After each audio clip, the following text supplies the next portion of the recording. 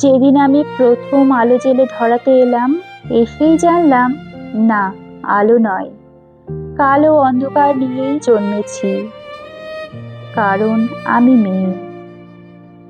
আমি মেয়ে বলে মা তো ভয়েই সিটিয়েছিল বিছানার এক পাশে। বাবা 2 দিন আমার মুখ দর্শন করেননি, আমি মেয়ে বলে। দাদু মিষ্টিগুলো ধুত্তর বলে ফেলে দিল মাছ পুকুরে, আমি মেয়ে বলে। ঠাম্মি মুখ বেঁকিয়ে পাড়ায় পাড়ায় বলে বেড়ালো, কি আবার হবে, খরচের জোগাড় হয়েছে আবার। শ্রুতিকা ঘরে টিম টিম করে জ্বলা আলোয় শুধু মা আমাকে প্রাণ ভরে দেখে বলতো, কেন এলি তুই শুধু আমার যন্ত্রণা বাড়াতে? জানিস না এরা ছেলে চাই, ছেলে। বংশের প্রদীপ, আত্মমর্যাদার প্রতীক। দেখছিস না ঘরে কেমন কালবৈশাখীর মতো গুরু গম্ভীর মেয়ে, কেমন অসহায় নিস্তব্ধতা। তোকে বড় হয়তো হতে দেবে, কিন্তু মানুষ হতে দেবে না। নারী সে তো সন্তান জন্মদানের যন্ত্র। সেই যন্ত্র হতেই পরে জন্ম নিল আমার অনুজ ভাই সুহাস। ঘরে যেন আলো এলো, সেদিন সারা ঘর সাজলো নানা রঙের আলোয়।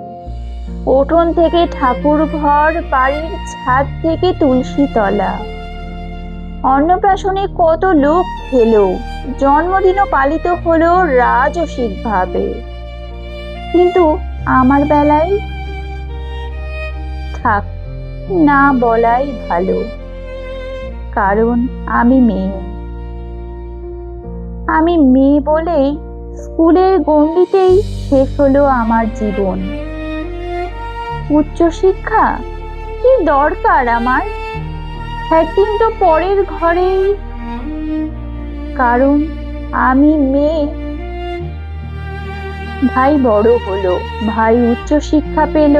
দিনের পর দিন রাত করে বাড়ি ফিরলে বাবা চুপ করে থাকতো, অথচ শৃঙ্খলার সমস্ত বেড়ি আমার পায়ে বাঁধা ছিল। কারণ আমি মেয়ে। রঙিন মেঘের মাঝে সূর্যাস্তের অপরূপ দৃশ্য দেখার সৌভাগ্য আমার হয়নি কখনো। তার আগেই বন্দী হতে হতো রক্ত শাসনের 4 দেওয়ালের মাঝে। কারণ আমি মেয়ে। আমি মেয়ে বলেই স্বামীর পরকীয়াও মুখ বুজে মেনে নিতে হয়। পুরুষরা নাকি অমন হয়, তাকে বেঁধে রাখার দায়িত্ব আমার। ঠাম্মি তাই বলেছিল। মা অকালে চলে গেল পুরুষ শাসনের বেড়া ডিঙিয়ে, যেখানে আচার নেই, অত্যাচার নেই, ব্যভিচার নেই, লিঙ্গভেদের অপমান নেই মেয়ে বলে।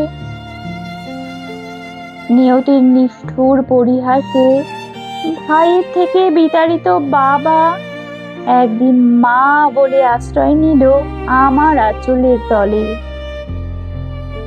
হ্যাঁ, আমি চোখের জলে মাতৃ স্নেহে বুকে জড়িয়ে ধরি তাকে। আমি মেয়ে বলে, মমতা বেশি বলে। অথচ সেই প্রাগৈতিহাসিক যুগ থেকে, যুগান্তরের কঠিন পর থেকে আমি জেলে এসেছি আলো। আমার গর্ভ থেকেই জন্ম নিয়েছিলেন লিঙ্কন, আমার গর্ভ থেকেই জন্ম নিয়েছে বিদ্যাসাগর, আমার গর্ভ থেকেই জন্ম নিয়েছে সুভাষচন্দ্র, আইনস্টাইন, রামমোহনেরা।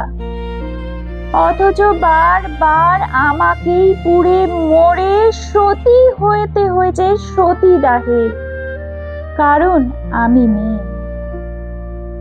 সতী করার বাসনাটা আজ হয়তো নেই, কিন্তু দহনটা আজও আছে অন্য ভাবে, অন্য রূপে। কিন্তু একদিন নারীর ঠোঁট রেঙে উঠবে রক্ত নিয়ে।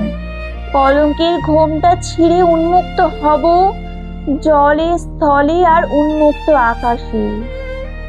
অসামান্য পদভারে কেটে উঠবে ধরিত্রী, দারুণ জ্যোতিপুঞ্জে উদ্ভাসিত হবে চারিদিক।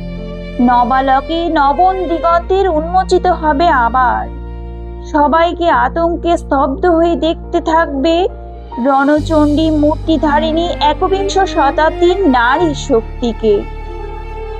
সমস্ত শৃঙ্খলা আর লিঙ্গভেদ ভেঙে চুরমার করে দিয়ে তোমায় দেখাবো পুরুষ, আমরাও মানুষ, রক্ত মাংসের মানুষ।